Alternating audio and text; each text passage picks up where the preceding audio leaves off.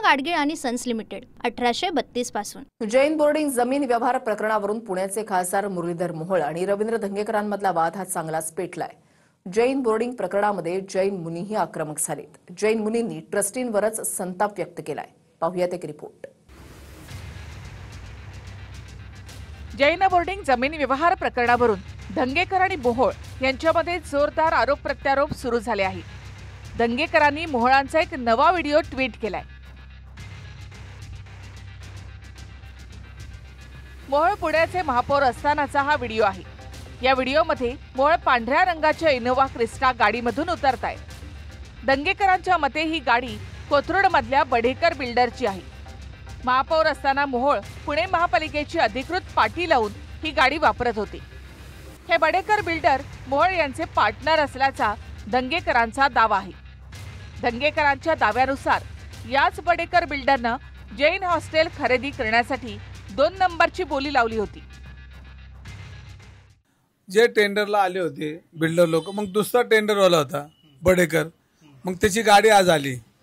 म्हणजे महानगरपालिकेचे महापौर असताना त्यांनी शासकीय यंत्रणा बिल्डरांच्या दारामध्ये कशी घाण ठेवली, मग ह्याच्यामध्ये बिल्डरांच्या गाडीला महापौरांचा लोगो कसा, मग आता ह्याचाही त्यांनी खुलासा केला पाहिजे। मग हे सगळं योगायोग कसं काय, बिल्डरांची गाडी वापरणं, बिल्डरांचं दोन्ही टेंडरला तेच बिल्डर येणं, म्हणजे हे सगळं त्यांनी ही शासकीय यंत्रणा, मग महानगरपालिकेतले नकाशे असतील त्यातली जी काय पॉझिटिव्ह जी कामं करून घ्यायची कोणाच्या आशीर्वादाने झाली। पुण्यातला पहिला महापौर आहे ज्याने स्वतःच्या खर्चाची गाडी वापरली 2.5 वर्ष, महानगरपालिकेची गाडी वापरली नाही। राहिला विषय बडेकरांच्या नावाची गाडी कुठली आहे, बडेकर प्रॉपर्टीज। माझ्या लोकसभेच्या निवडणुकीच्या प्रतिज्ञापत्रामध्ये मी स्पष्ट दिलंय की मी या पार्टनरशिपमध्ये मी पार्टनर आहे। त्या पार्टनरशिपमधली माझी गाडी मी वापरली, मी स्वतःची गाडी वापरली, स्वतःचं इंधन वापरलं। अरे बाबा, इतका कृतज्ञ का होताय? पुणेकरांना अभिमान वाटला पाहिजे आणि वाटतो की एक महापौर असा मिळाला ज्यांनी स्वतःची गाडी 2.5 वर्ष वापरली। बाबांनो, ही बातमी अशी करा नाही। ऐका ना, आता तो मुद्दा सोडा। मी तुम्हाला आजही सांगितलं की मी त्या माणसावर इलेक्शनला पण नाही बोललो। व्यक्तिगत द्वेष, कुठंतरी आकस, काहीतरी पोस्ट टाकली, तुम्ही पण आपले लगेच तुम्हाला वाटतं सनसनाटी काहीतरी, काही सनसनाटी नाही, बोगस कार्यक्रम चाललाय त्याला आता तुम्हीच थांबवा। तुम्ही विचारा की बाबा कागद दाखव, आपलं त्याला नाही काम नाही धंदा, सगळीकडनं लोकांनी टाकून दिलेलं आहे। पण ते काय खुलासा करायला तयार नाहीत। ते खुलासा एकच करतात की मी वैफल्यग्रस्त धंगेकर आहेत आणि ते काही बडबड करतात। हेच वाक्य मी गेली 15 दिवस त्यांच्या तोंडातून ऐकतोय आणि ते एकच सांगतायत की मी ते निवडणुकीत पडले, ते निवडणुकीत पडले। ते तर जगाला माहिती आहे मी निवडणुकीत पडलोय। आणि लोकशाहीमध्ये जर एखादा विषय चुकीचा असेल आणि तो बोलायचा नसेल तर हा त्यांचा विषय, पण पुणेकरांचा आवाज म्हणून आपल्याला बोलावंच लागेल। जैन बोर्डिंगवरून सुरू झालेला हा वाद आता वैयक्तिक पातळीवर पोहोचलाय। धंगेकरांनी कोथरूडमध्ये जमीन बळकावल्याचा आरोप मोहोळांनी केला। वक्फ बोर्ड जमीन प्रकरणात धंगेकरांवर गुन्हा देखील दाखल असल्याचं मोहोळ म्हणाले। त्याचे अनेक विषय बाहेर येत आहेत बघा। 2011ला त्याच्यावरती फौजदारी गुन्हा दाखल आहे, जमीन बळकावली कोथरूडमध्ये, त्याला अटकपूर्व जामीन, त्यांनी जामीन न घेता पळाला होता। तो जामीन कुठं त्याला मिळाला मला काही माहित नाही। असे गुन्हे त्याच्यावरती बाबांनो, हे बघा ना तुम्ही, वक्फ बोर्डाचा गुन्हा आहे, हा गुन्हा आहे, 10 गुन्हे, माझ्यावर एक गुन्हा दाखवा। उगाच आपलं काहीतरी रोज त्यांनी काहीतरी बडबड करायची। हे माझ्यावर, मी काय म्हणतो जैन मंदिरावर बोलतो, मी मोहोळवर बोलत नाही। ते माझ्या वैयक्तिक बोलले तर त्यांचं तर मग हातवरच काढेल। मग त्यांच्यावर गुन्हे आहेत का नाही, ते कुठं बसत होते, कुठं उठत होते, कुठला पब चालवत होते, मी बोललोय का कधी? वैयक्तिक बोललोय का? मी वैयक्तिक त्यांच्यावर टीका करत नाही। मी जर वैयक्तिक माझ्यावर कोण आलं तर मग त्यांचे सगळं मग पंचपत्रच, मग त्यांना पाळता भोय थोडी करेल। वैयक्तिक बोलतोय का? माझ्या वैयक्तिक ज्या केसेस आहेत त्याच्यात जे काय जे आहे ते मी माझ्यावर वैयक्तिक बोललं तर मग वैयक्तिक बोलन, त्याची तयारी त्यांनी ठेवा तुमच्या माध्यमात। मी वैयक्तिक बोलायला सुरुवात केली की त्यांना घर सोडून जावं लागेल कोथरूडमधनं। मोहोळ आणि धंगेकर यांच्यामधल्या वादामुळे महायुतीमधल्या 2 पक्षांमध्ये सुद्धा तणाव निर्माण झालाय। धंगेकरांवर शिंदेंच्या शिवसेनेनं कारवाई करावी अशी मागणी भाजपनं केली।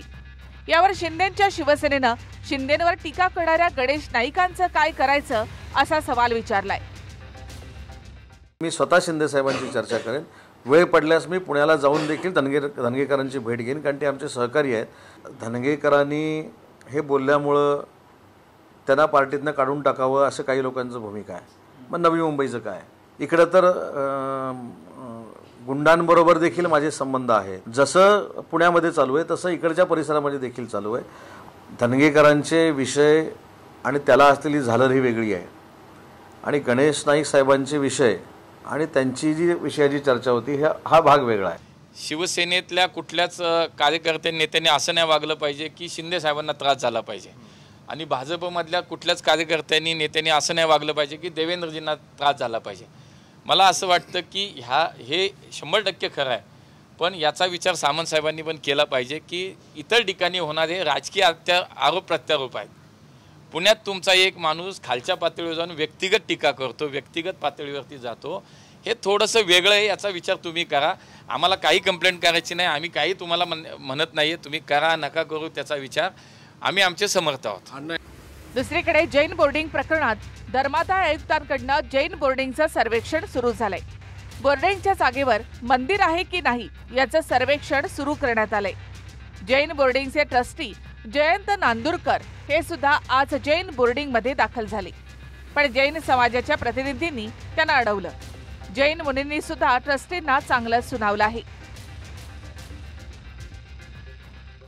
दोषी हैं, उनके नाम को ऐसा बच्चा लगा दिया जो आज तक पूरे किसी ने नहीं लगाया होगा. ऐसा गलत काम किया है. हम छोड़ देंगे पर कर्म नहीं छोड़ेगा. घोर दुर्गति का पाप का दुर्गति का बंद किया है, महाविनाश को आमंत्रण दिया है. जो इसको बेचने में है, खरीदने में है, जिसने यहाँ पर फ्लैट बुक किया है उन्होंने महाविनाश को आमंत्रण दिया है. जो इसमें साथ में, चाहे वो कोई भी हो, चाहे वो शासक हो, प्रशासक हो, राजनेता हो, नेता हो, जो भी इसके अंदर में पाप में लगा हुआ है उनका सबका सर्वनाश होने वाला है. ये मेरे अभिशाप नहीं है, ये माता जिनवाणी का शास्त्र का अभिशाप है, भगवान महावीर स्वामी का अभिशाप आपके लिए है जो ये महापाप कर रहे हैं आप लोग. यदि 1 तारीख के पहले डील कैंसिल नहीं हुआ तो बहुत बड़ा आंदोलन यह पूरे देश के अंदर खड़ा हो जाएगा. जिम्मेदार आप सब होंगे इसके अंदर. मतलब ट्रस्टी को ये बेचने का अधिकार नहीं? बिल्कुल नहीं है. स्वयं जिसने दान किया उसको बेचने का अधिकार नहीं है, ट्रस्टी को कहां से अधिकार होगा? जिसने दान दिया उसको ही बेचने का अधिकार नहीं होता है. फिर जो ट्रस्टी है अथवा कोई भी किसी को ना बेचने खरीदने किसी को अधिकार नहीं है. कागदावरती सबमिट केलेले आहे, त्याच्यावरती प्रेयर हॉल म्हणून मेन्शन आहे. बस एवढंच मी या खटकेला सांगू शकतो. आणि मंदिर आहे ही वस्तुस्थिती आहे, हे इथं आलेलो आहे, मी स्वतः आलेलो आहे. मंदिर आहे हे कोणीही नाकारत नाही आहे. जैन बोर्डिंग प्रकरणात राजकीय आरोप प्रत्यारोप देखील सुरू झाले आहेत. दुसरीकडे जैन समाजानं सुद्धा आक्रमक पवित्रा घेत 1 तारखेपर्यंतचा अल्टिमेटम दिलाय. त्यामुळे हा व्यवहार रद्द होणार का हेच पाहावं लागेल.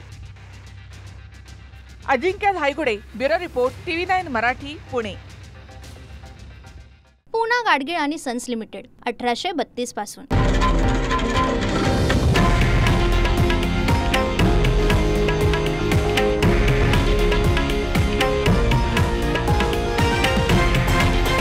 हे आहे देशातील नंबर 1 न्यूज नेटवर्क आणि आपण पाहत आहात TV9 मराठी, एकमेव.